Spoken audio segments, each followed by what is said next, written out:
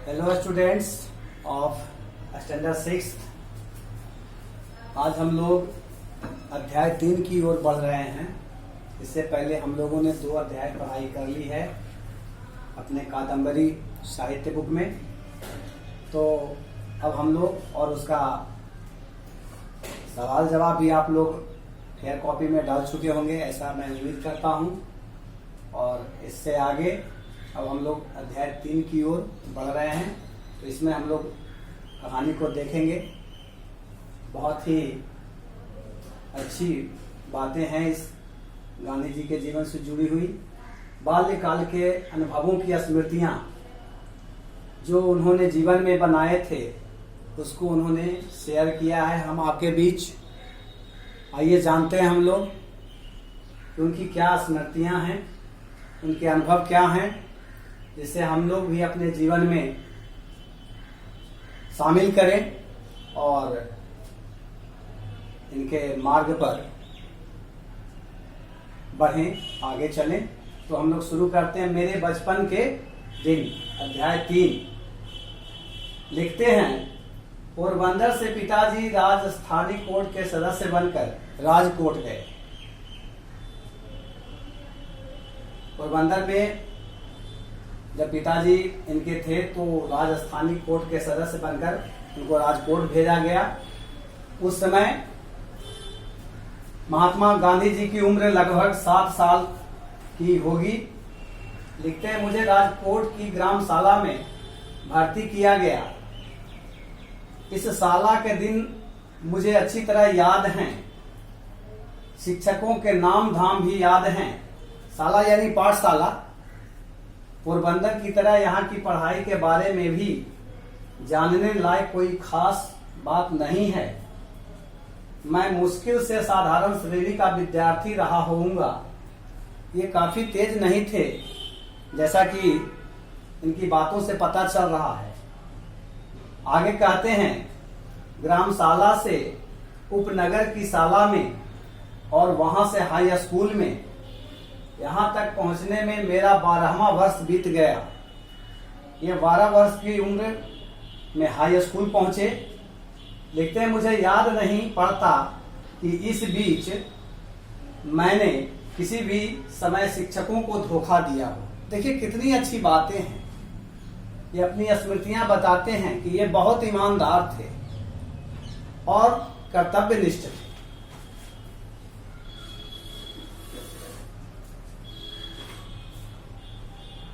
और न ही तब तक किसी को मित्र बनाने का स्मरण है। उस समय इनके कोई मित्र भी नहीं थे। मैं बहुत ही शर्मीला लड़का था। पाठशाला में अपने काम से ही काम रखता था। घंटी बजने के समय पहुंचता और पाठशाला के बंद होते ही घर भागता। कारण यही था कि ये शर्मीले थे, इसलिए इनको किन्हीं से कोई लगाव नहीं था। पढ़ाई अपनी करते और जैसे ही छुट्टी होती वहां से अपने घर की ओर चल देते। भागना शब्द मैं जानबूझकर लिख रहा हूं, क्योंकि किसी से बातें करना मुझे अच्छा ना लगता था। देखिए यहाँ ये अपनी बातें जाहिर कर रहे हैं कि मैं किसी से बात करना पसंद नहीं करता था। साथ ही यह डर भी रहता था कि कोई मेरा मजाक उड़ाएगा, तो इसीलिए ये बातें नहीं करते थे कि हो सकता है कोई हमारा मजाक करे। आगे लिखते हैं, हाई स्कूल के पहले ही वर्ष की परीक्षा के समय की एक घटना उल्लेखनीय है। एक घटना का ये अपने जीवन काल का उल्लेख करते हैं। लिखते हैं, शिक्षा विभाग के इंस्पेक्टर जाइल्स विद्यालय का निरीक्षण करने आए थे। जब ये पढ़ाई कर रहे थे तो उस दौरान शिक्षा विभाग के एक इंस्पेक्टर का आगमन इनके विद्यालय में होता है। उन्होंने पहली कक्षा के विद्यार्थियों को अंग्रेजी के 5 शब्द लिखाए। उनमें एक शब्द केटल था। मैंने उसके हिज्जे गलत लिखे थे। शिक्षक ने अपने बूट की नोक मारकर मुझे सावधान किया। लेकिन मैं क्यों सावधान होने लगा, मुझे यह ख्याल ही नहीं हो सका कि शिक्षक मुझे पास वाले लड़के की पट्टी देखकर हिज्जे सुधार लेने को कह रहे हैं। देखिए कितने ईमानदार थे, इस बातों से पता चलता है। शिक्षक ने इन्हें संकेत किया कि तुम्हें नहीं आ रहा है, तुम अपने बगल वाले साथी की कॉपी से देखकर हिज्जे सही कर लो। लेकिन ये तो और सचेत हो गए कि सर हमें इधर उधर होने नहीं देंगे। ये तो बड़े ईमानदार थे। मैंने यह माना था कि शिक्षक तो यह देख रहे हैं कि हम एक दूसरे की पट्टी में देखकर चोरी ना करें। यह देखिए आगे ये बोल रहे हैं, इनका तो शक था कि भाई शिक्षक हमें ऐसा करने नहीं देंगे, लेकिन ये क्या, खुद शिक्षक ही इन्हें प्रेरित कर रहे हैं कि अपने बगल वाले की कॉपी से तुम देखकर सही कर लो।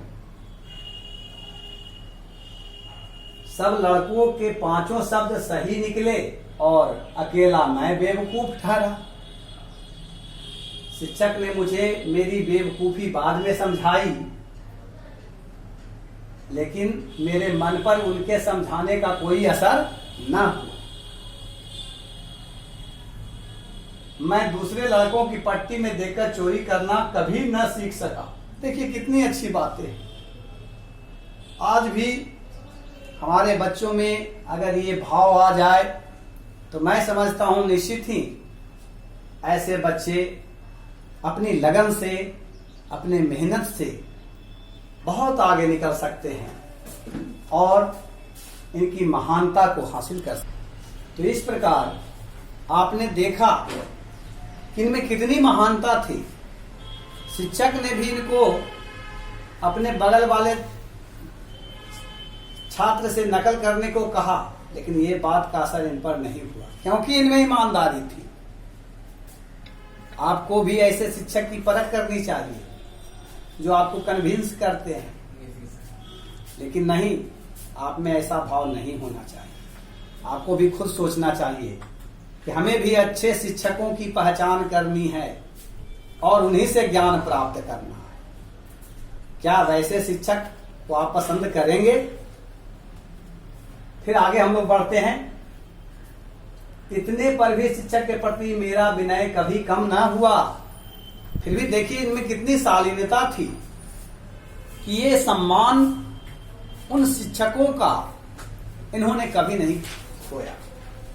बड़ों के दोष ना देखने का गुण मुझ में स्वभाव से ही था।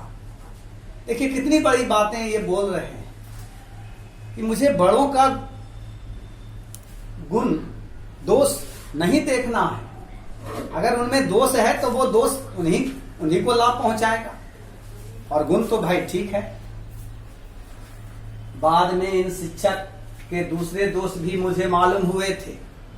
आगे लिखते हैं कि मुझे उन शिक्षकों के और भी दोस्त पता चले, फिर भी उनके प्रति मेरा आदर तो बना ही रहा। क्यों बना रहा? क्योंकि ये गुरु भक्त थे। ये भक्ति जानते थे कि भक्ति क्या चीज होती है। मैं यह जानता था कि बड़ों की आज्ञा का पालन करना चाहिए। वे जो कहें सो करना, करें, उसके काजी ना बनना। कितनी सरलता इनमें थी। बच्चों, आपके अंदर भी ऐसी ही भावनाएं होनी चाहिए। जिन बच्चों में ऐसे गुण होंगे वो निश्चय ही सबसे अलग होंगे, अद्वितीय होंगे, और ऐसे बच्चों के संस्कार से और बच्चे भी अपने जीवन को बेहतर करने की कोशिश करेंगे। तो आपको ऐसा बनना चाहिए। इस पाठ का उद्देश्य यही है। इन्होंने इसीलिए अपनी बातें लिखी हैं। अब आगे बढ़ते हैं हम लोग। देखिए यहाँ पर एक तस्वीर आप। तो बच्चों, आज मैं इनकी बाल स्मृतियों पर आधारित कहानी जो है आज मैं यहीं तक रखता हूँ। इसका शेष भाग आपको अगले दिन मैं सुनाऊंगा। और आज इस पाठ को आप अपने वीडियो के माध्यम से देखें, पढ़ें, समझें और मैंने भी जो बताया उस बात को सुने समझे, और इसके साथ साथ मैं इसका कठिन शब्द भी आपको भेज रहा हूं। आप लोग उसको अपने फेयर कॉपी में डालेंगे, साथ साथ कहानी को जहां तक मैं भेज रहा हूं इसको भी पढ़ेंगे, समझेंगे और इसे जेहन में अपने अनुभव में लेंगे और इससे प्रेरणा लेंगे। बस आज मैं इतना ही तक कहानी को समापन करता हूं।